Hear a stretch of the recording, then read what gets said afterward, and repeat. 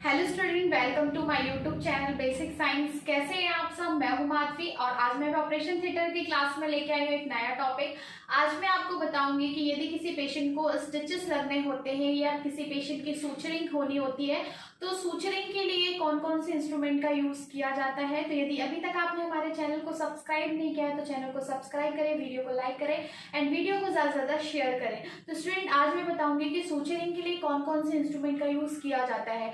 कभी कभी हमारे हॉस्पिटल में या ऑपरेशन थिएटर में ऐसे पेशेंट्स आते हैं जिसे रोड एक्सीडेंट इंजरी हो जाती है या किसी भी कारण से पेशेंट को इंजरी हो जाती है, पेशेंट के एक्सटर्नल पार्ट में इंजरी हो जाती है, तब पेशेंट की केवल सूचरिंग की जाती है, पेशेंट के टाँके लगाए जाते हैं, स्टिचेस लगाए जाते हैं। तो उस कंडीशन में केवल स्टिचेस लगाने के लिए या सूचरिंग का लगाने के लिए यदि किसी पेशेंट का स्किन कट हो गया है तो स्किन कट हो जाने पर बहुत ज़्यादा ब्लीड हो रहा है तो उस कंडीशन में हमको स्टिचेस लगाने होते हैं, सूचरिंग लगाना होता है। तो उस टाइप में आपको कैसे इंस्ट्रूमेंट ट्रे या कैसे माइनर ट्रॉली प्रिपेयर करना है, ठीक है, उसमें कौन कौन से इंस्ट्रूमेंट का यूज किया जाएगा। तो चलिए स्टार्ट करते हैं। स्टूडेंट, जब भी स्टिचेस लगाए जाते हैं स्पंज होल्डर आपको 1 रखना होता है, क्योंकि जब भी स्टिचेस लगाया जाता है तो जो भी इंजरी वाला पार्ट होता है उसे एंटीसेप्टिक सॉल्यूशन से क्लीन किया जाता है। तो क्लीन करते समय स्पंज होल्डर में पैड फंसाकर एंटीसेप्टिक सॉल्यूशन के द्वारा क्लीन किया जाता है। स्पंज होल्डर आपको 1 रखना होता है। नेक्स्ट आपको स्मॉल टॉवल 2 रखना होता है। इसे लगाते समय जो इंजरी पार्ट होता है उसे चारों ओर से ड्रेप करने के लिए स्मॉल टॉवल का यूज किया जाता है।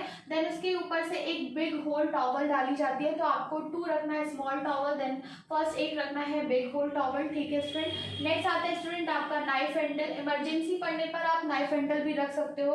आप 3 नंबर का नाइफ हैंडल रख सकते हो जिसमें आप 11 या 15 नंबर की ब्लेड को फिक्स कर सकते हो, ठीक है स्टूडेंट। तो मैं बता रही हूँ आपको माइनर ट्रॉली, क्योंकि स्टिचेस या सूचर्स लगाना बहुत ही माइनर केस होता है तो उसमें बहुत ही कम इंस्ट्रूमेंट्स की जरूरत पड़ती है, बहुत ही कम आइटम्स की जरूरत पड़ती है, ठीक है स्टूडेंट। नेक्स्ट आते हैं स्टूडेंट टूथ है dissecting forceps then non tooth dissecting forceps. तो स्टूडेंट, जो टूथ डिसेक्टिंग फॉरसेप्स होता है इसका यूज सूचरिंग के लिए बहुत ही कॉमन होता है। तो टूथ डिसेक्टिंग फॉरसेप्स आपको 1 रखना है और नॉन टूथ डिसेक्टिंग फॉरसेप्स आपको 1 रखना है, ठीक है। तो स्टूडेंट, सूचरिंग के लिए non tooth dissecting forceps and tooth dissecting forceps 1 रखना होता है। नेक्स्ट आते हैं स्टूडेंट आपका आर्टरी फॉरसेप्स। आर्टरी फॉरसेप्स आपको 2 रखना है यदि कोई ब्लीडर्स हो उसे कैच करने के लिए। नेक्स्ट आता है एलिस टिश्यू फॉरसेप्स, भी आपको केवल 2 ही रखने होते हैं यदि जरूरत पड़ने पर टिश्यू को होल्ड करना हो तो।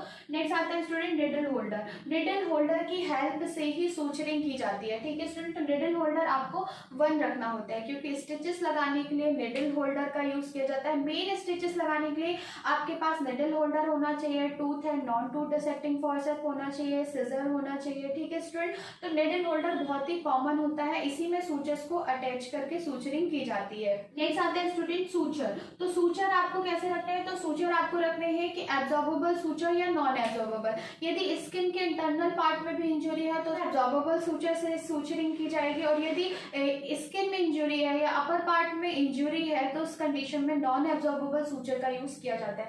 तो आपके पास नॉन एब्जॉर्बेबल या एब्जॉर्बेबल दोनों सूचर्स अवेलेबल होना चाहिए। नेक्स्ट आता है स्टूडेंट सिजर। तो सिजर का यूज बहुत ही कॉमन होता है, तो आपको एक कर्व डिसेक्टिंग सिजर रखनी होती है, एक स्ट्रेट डिसेक्टिंग सिजर रखनी होती है। स्ट्रेट सिजर का यूज सूचर्स के जो थ्रेड होता है उसे कट करने के लिए यूज किया जाता है, ठीक है स्टूडेंट। ये आपको 1 लेना है। इसके अलावा स्टूडेंट, ज्यादातर नॉर्मल यदि स्टिचिंग लगानी हो, सूचरिंग करनी हो तो उसमें एनेस्थीसिया के फॉर्म में ज़ाइलोकाइन 2% इंजेक्शन का यूज किया जाता है, लॉक्स 2% इंजेक्शन को यूज किया जाता है।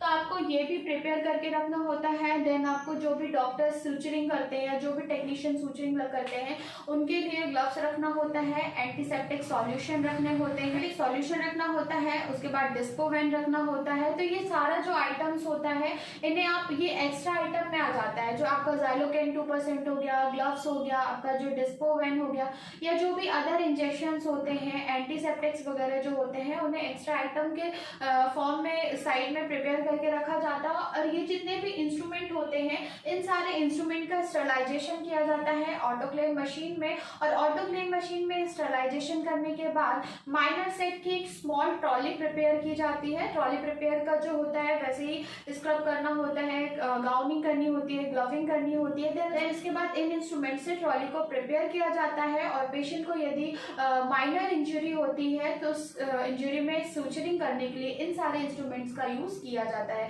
तो आज की हमारी क्लास यहीं तक। Thank you.